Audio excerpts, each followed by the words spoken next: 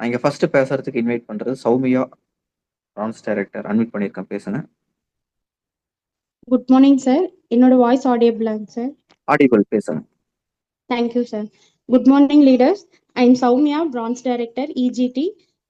நான் வந்து last year November month வந்து இதில் ஜாயின் பண்ணேன், வெஸ்டீஜில் ஜாயின் பண்ணேன். மார்ச் மந்த், இந்த year March month France director level qualify பண்ணேன். பட் டிபிபியோட என்னால் குவாலிஃபை பண்ண முடியல. அதுக்கான ஃபுல் எஃபர்ட் போட்டிருந்தேன். அதனால லாஸ்ட் மந்த் ஜூலை மந்த் வந்து டிபிபியோட நான் லெவல் குவாலிஃபை பண்ணியிருந்தேன். எனக்கு ரொம்ப ஹாப்பியாக இருக்குது. ஸோ கண்டிப்பாக வந்து நமக்கு இந்த வெஸ்டேஜ் ஆப்பர்ச்சுனிட்டி அப்படின்றது, நம்ம இதில் ஒரு இன்கம் எடுக்கும் போது நம்ம நிறைய பேர் வந்து நமக்கு நெகட்டிவா அப்ரோச் பண்ணியிருப்பாங்க, நெகட்டிவா சொல்லியிருப்பாங்க, அதுல சக்சஸ் பண்ண முடியாது அந்த மாதிரி எல்லாம் சொல்லியிருப்பாங்க. பட் அந்த ஃபர்ஸ்ட் ஒரு இன்கம் எடுக்கும் போதுதான் நமக்கும் சரி, நம்ம சரௌண்டிங் நம்ம ஃபேமிலி மெம்பர்ஸ்க்குமே வந்து அதுல ஒரு ஃபெய்த் வரும், நம்மளுக்கு இன்னும் அடிஷ்னலா சப்போர்ட் பண்ணுவாங்க. அந்த மாதிரி தான் என்னோட income France director level qualify பண்ணும் போது எனக்கு கிடைச்ச இன்கம் மூலியமா என்னோட ஹஸ்பண்டுக்கும் ஒரு ஃபெய்த் வந்தது. அவர் ஃபர்ஸ்ட் எனக்கு அக்செப்ட் பண்ணிட்டாங்க, பட் இருந்தாலும் நான் ஒரு இன்கம் எடுக்கும் போதுதான் அவர் வந்து நம்பினாரு. ஸோ அந்த மாதிரி தான் என்னோட ட்ராவல். இதில் பிஃபோர் வெஸ்டேஜ் வந்து நான் மேரேஜ்க்கு முன்னாடி ஒரு காலேஜில் ப்ரொஃபஸராக ஒர்க் பண்ணிட்டு இருந்தேன். அதில் அதுக்கப்புறம் மேரேஜ் ஆனது, கன்சீவ் ஆனதுனால என்னால் ஜாபை கண்டினியூ பண்ண முடியல. ஸோ அதனால ஜாபை குவிட் பண்ணிட்டு வீட்டில் தான் இருந்தேன். இந்த ஒர்க்கை நான் ஸ்டார்ட் பண்ணும் போது எனக்கு வந்து 1 இயர் பேபி இருந்தாங்க. 1 இயர் பேபியோட தான் இந்த ஒர்க்கை நான் கண்டினியூ பண்ணேன். அதுக்கு முன்னாடி நான் நிறைய பார்ட் டைம் ஜாப்ஸ் எல்லாம் சர்ச் பண்ணேன். ஆனால் நிறைய ஸ்கேம் தான் இருந்தது. எல்லாருமே என்ன மாதிரி கான்செப்ட் சொன்னாங்கன்னா, ரைட்டிங் ஒர்க் எல்லாம் ரெஃபர் பண்ணியிருந்தாங்க. ரைட்டிங் ஒர்க் எல்லாம் நம்ம ஃபுல்லாக டைப் பண்ணி கொடுத்ததுக்கு அப்புறமா வந்து இதில் இந்த கரெக்ஷன்ஸ் இருக்கு, இதுக்கு இவ்வளோ அமௌண்ட் ஸ்பெண்ட் பண்ணுங்க, அதை நாங்கள் கம்ப்ளீட் பண்ணிட்டு அதுக்கப்புறம் உங்களுக்கு பே பண்றோன்ற மாதிரி சொன்னாங்க. ஸோ என்னோட சைடில் அந்த ஒரு விஷயத்துல நான் ஸ்ட்ராங்காக இருந்தேன், எங்கேயும் பே பண்ணக்கூடாது, பே பண்ணி எந்த ஒர்க்கும் பண்ணக்கூடாதுன்னு. அதனால நான் டைப் பண்ணது வேஸ்ட் ஆனாலும் பரவாயில்லன்ட்டு நான் அதெல்லாம் குவிட் பண்ணிட்டேன். ஸோ அதுக்கப்புறம் தான் எனக்கு ஆன்லைன் மூலியமா இந்த ஆப்பர்ச்சுனிட்டி கிடைச்சது. ஸோ சரவணன் சாரோட எல்டிபி தான் நான் பார்த்தேன். அந்த எல்டிபி பார்த்த உடனே என்னோட மைண்டுக்கு வந்து ஃபிக்ஸ் ஆயிருச்சு, ஓகே நம்ம வந்து இதை எடுத்து பண்ணலாம், இதுல எங்கேயும் நம்ம ஏமாற போறது கிடையாது, 100% ட்ரஸ்ட் தான், இன்கம் எடுக்க முடியும் அப்படின்றது நான் யோசிக்கல. பட் இந்த ஒர்க் வந்து ட்ரூ தான், இதுல நம்ம எங்கேயும் ஏமாற மாட்டோம் அப்படின்னு ஒரு தைரியம் இருந்தது. அதுக்கப்புறம் நான் வீட்டுல எல்லாம் பெர்மிஷன் கேட்டு அவங்களும் எனக்கு சப்போர்ட் பண்ணாங்க ஃபர்ஸ்ட்.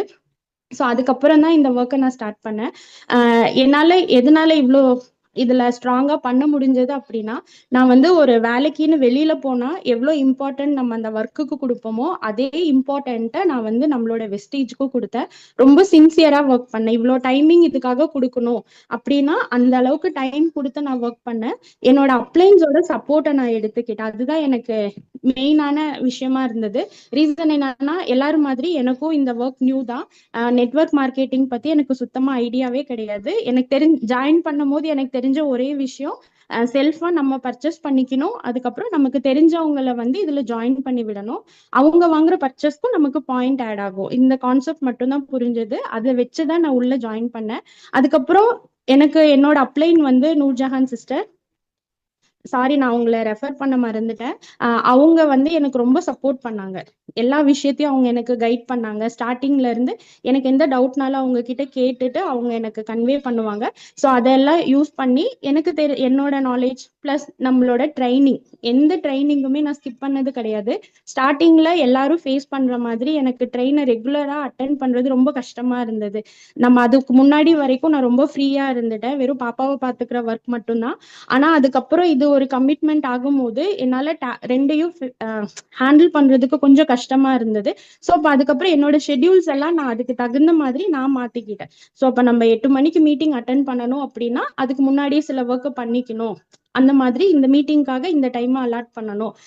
அப்படியே கொஞ்சம் கொஞ்சமா என்னோட ஷெட்யூல்ஸ் எல்லாம் நான் மாத்தி அதுக்காக வெஸ்டீஜ்காக அப்படியே மாறினேன் நான். அதனாலதான் என்னால சக்சஸ் பண்ண முடிஞ்சது. ஸோ நான் என்னோட ஃப்ரீ டைம்ல பண்ணாம வெஸ்டீஜ்காகன்னு நான் டைம் ஸ்பெண்ட் பண்ணி அதுல ஒர்க் பண்ண ஆரம்பிச்சேன்.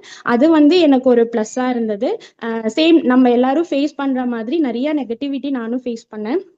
ஸோ இன்வைட் பண்ணும் போது நான் டீச்சிங் ப்ரொஃபஷனல்ல இருந்தனால என்னோட காண்டாக்ட்ல இருந்தவங்க எல்லாம் அவங்க தான் இருந்தாங்க. அப்போ அவங்க எல்லாருமே யோசிச்சது, இவ்வளோ படிச்சுட்டு இந்த ஒர்க்கா, நீ அதுக்கு பேசாம காலேஜ்க்கே மறுபடியும் போலாம்ல அப்படி இப்படின்ற மாதிரி தான் சஜஸ்ட் பண்ணாங்களே தவிர யாருமே பெருசா சப்போர்ட் பண்ண கிடையாது, ஜாயின் பண்ணவும் கிடையாது. பட் ஆனா அதெல்லாம் நான் பெருசா எடுத்துக்கல. ரீசன் என்னன்னா, இப்போ நான் அந்த ஃபீல்டுலயும் வந்து நான் ஆள் சேர்த்துறதுக்காக எங்க இப்ப நான் காலேஜ்ல ஒர்க் பண்ணேன்னா அட்வர்டைஸ்மெண்ட் கொடுப்பாங்க. ஸ்டூடெண்ட்ஸ் ஆட் பண்றதுக்காக நான் ஆட் எல்லாம் வாட்ஸ்அப் ஸ்டேட்டஸ் வைப்போம், அட்மிஷன் ஒர்க்குன்னு வெளியில போவோம். அந்த மாதிரி சேம் எல்லா இடத்துலயும் எல்லா மாதிரி ஒர்க்கும் இருக்கும். அங்க அது ஒர்க் அப்படின்னா இங்க இது ஒர்க் அப்படின்ற விஷயத்த நான் புரிஞ்சுக்கிட்டேன். ஸோ அவங்களெல்லாம் நான் அவாய்ட் பண்ண ஆரம்பிச்சேன் நான். ஸோ இப்படி பேசுறவங்க கிட்ட நம்ம அதிகமா டைம் ஸ்பெண்ட் பண்ணா நம்ம மைண்டையும் டைவர்ட் பண்ணுவாங்கன்ட்டு அவங்களெல்லாம் அப்படியே நெக்லெக்ட் பண்ணிட்டே போய் நான் ஃபுல் ஃபோக்கஸ்டா இறங்கி ஒர்க் பண்ண ஆரம்பிச்சேன். அதே மாதிரி எனக்கு கீழே நிறைய பேரை நான் எடுத்தேன். அதுல கொஞ்சம் பேர் தான் ஒர்க் பண்ண ஆரம்பிச்சாங்க. அவங்களையும் வந்து ட்ரைனிங் மீட்டிங் எல்லாம் ஃபோக்கஸ் பண்ண வச்சு அவங்களும் அவங்க சைட்ல இருந்து இன்புட் கொடுத்து ஒர்க் பண்ண ஆரம்பிச்சாங்க. ஸோ என்னோட சக்சஸ்க்கு மெயினா நான் ரெண்டு விஷயத்த நினைக்கிறேன். ஒன்னு வந்து 100 PV கன்சிஸ்டன்சி. நான் ஜாயின் பண்ண ஃபர்ஸ்ட் மந்தே வந்து 100 PV கன்சிஸ்டன்சியோட தான் ஜாயின் பண்ணேன். எனக்கு என்ன மைண்ட்ல கிளிக் ஆச்சு அப்படின்றது தெரியல. நம்ம ட்ரைனிங் மூலியமா தான் பைலட் பேட்ச் அட்டன் பண்ணேன். ஃபர்ஸ்ட் 3 பைலட் பேட்ச் அட்டன் பண்ண முடிஞ்ச உடனே அதுல சொன்ன விஷயத்துல எனக்கு புரிஞ்சது 100 PV கன்சிஸ்டன்சி. நம்ம 100 PV கன்சிஸ்டன்சி பண்ணா சீக்கிரமா மூவ் பண்ண முடியும் அப்படின்றத நான் புரிஞ்சுக்கிட்டேன். ஸோ அப்போ நான் உள்ள வந்ததே ஒரு இன்கம் எடுக்கிறதுக்காக தான் வந்தேன். அப்போ நம்ம 100 PV கன்சிஸ்டன்சி தான் நமக்கு சப்போர்ட் பண்ணும் அப்படின்னு சொல்றாங்க. அப்ப ஏன் அதை நம்ம ட்ரை பண்ணக்கூடாது அப்படின்னு நான் அதுக்காக ஒர்க் பண்ண ஆரம்பிச்சேன். ஸ்டார்டிங்ல எனக்கு கொஞ்சம் கஷ்டமா இருந்தது, மந்த்லி 100 PV அப்படின்றது. ஆனா நான் பண்ண ஆரம்பிச்சதுக்கு அப்புறமா எனக்கு அது ரொம்ப ஈஸியாவும், இப்போ இந்த மந்த் லாஸ்டா ஒரு 2 மந்த்ஸ் பாத்தீங்கன்னா நான் மந்த்லி 200 PVக்கு கன்சிஸ்டன்சி பண்ணிட்டு 2 கன்சிஸ்டன்சி பண்ணிட்டு இருக்கேன் நான். நமக்கு எதுவுமே ஸ்டார்டிங்ல கஷ்டமா இருக்க விஷயம் வந்து கண்டினியூஸா பண்ணும் போது நமக்கு அது பிளஸ்ஸா மாறும் அப்படின்றது நான் இதுலதான் நான் புரிஞ்சுக்கிட்டேன் நானு. ஸோ அந்த மாதிரி என்னோட கன்சிஸ்டன்சியை பண்ணிட்டு இருக்கேன். அதுக்கப்புறமா 100 days சேலஞ்ச், அதுவும் வந்து நான் நவம்பர்ல ஜாயின் பண்ண டிசம்பர்ல இருந்தே பண்ணிட்டு இருக்கேன். ரீசன் என்னன்னா, எங்க டீம்ல வந்து சூப்பர் ஃபாஸ்ட் குரூப் அப்படின்னு ஒண்ணு ஸ்டார்ட் பண்ணாங்க. ஸோ எனக்கு இந்த பிசினஸ் பத்தி சுத்தமா நாலேஜ் இல்லாதனால அந்த குரூப்ல வந்து நான் ஜாயின் பண்ணேன். சரி அதுல லேர்ன் பண்ணிக்கலாம், நமக்கு நிறைய விஷயம் தெரிஞ்சுக்கலாம் அப்படின்றதுக்காக அதுல ஜாயின் பண்ணேன். ஸோ அதுல கைட் பண்ண விஷயம் தான் வந்து 100 days சேலஞ்ச் அப்படின்றது. ஸோ அதை எடுத்து நான் இன்னும் பண்ணும் போது எனக்கு இன்னும் கொஞ்சம் ஈஸியா இருந்தது. எல்லாத்துக்கும் வர மாதிரி எனக்கு அதுல எப்பவுமே ஹாப்பி டேவே வந்தது கிடையாது. நிறைய சேட் டேஸ் தான் வரும். ஒரு 20 சேட் டேஸ் வந்ததுன்னா ஒரு ஹாப்பி டே வரும், அந்த மாதிரி இருந்தது. பட் அதை மிஸ் பண்ண கிடையாது. இப்போ வரைக்குமே வந்து நான் 100 days சேலஞ்ச் பண்ணிட்டு இருக்கேன். அதுவும் வந்து என்னோட டீம் growthக்கு வந்து எனக்கு ரொம்ப சப்போர்ட் பண்ணுது. ஸோ நான் என்னோட சைட்ல இருந்து நான் சொல்லணும்னு நினைக்கிற ஒரே ஒரு விஷயம், நமக்கு இந்த வெஸ்டேஜ் அப்படின்றது ஒரு பெரிய ஆப்பர்ச்சுனிட்டி. நம்ம அதை மிஸ் பண்ணக்கூடாது. ஸ்டார்டிங்ல நம்மளால கண்டிப்பா ஒரு பெரிய இன்கம்குள்ள போக முடியாது. பட் இதுல நம்ம ஸ்ட்ராங்கா கண்டினியூஸா ஒர்க் பண்ணோம்னா நம்மளால அந்த ஒரு இன்கம்குள்ள போக முடியும். நம்ம வெளியில எங்க ஒர்க் பண்ணாலும், எவ்வளோ பெரிய படிப்பு படிச்சுட்டு நம்ம வெளியில போய் ஒர்க் பண்ணாலும் இந்த அளவுக்கு இன்கம் எல்லாம் எடுக்கவே முடியாது. அது வந்து நான் செல்ஃபா என்னோட சைடு ரியலைஸ் பண்ணது. நம்ம எவ்வளோ ஹார்ட் ஒர்க் கொடுத்தாலோ, நம்ம கூட ஒர்க் பண்ற 10 பேரை விட நம்ம ரொம்ப சூப்பராகவே ஒர்க் பண்ணாலும், எக்ஸ்ட்ரா டைம் கொடுத்து ஒர்க் பண்ணாலும் அங்க இவங்க நல்லா ஒர்க் பண்ணுவாங்க அப்படின்னு மட்டும்தான் சொல்லுவாங்களே தவிர வேற எந்த அப்ரிசியேஷனும் கிடைக்காது. எந்த இன்க்ரிமெண்ட்ல இருந்து எல்லாத்துலயுமே பாலிடிக்ஸ் இருக்கும். பட் இங்க மட்டும்தான் நம்ம எவ்வளோ எஃபர்ட் போடுறோமோ அதுக்கான அவுட்புட் வந்து கண்டிப்பா நமக்கு கிடைக்கும். ஸோ இந்த ஆப்பர்ச்சுனிட்டி கிடைச்சிருக்க எல்லாருமே வந்து இதை மிஸ் பண்ணாம இன்னும் ஸ்ட்ராங்கா எடுத்து நல்லா பண்ணணும். நிறைய பேருக்கு இந்த ஆப்பர்ச்சுனிட்டியை ஷேர் பண்ணணும்னு நினைக்கிறேன்.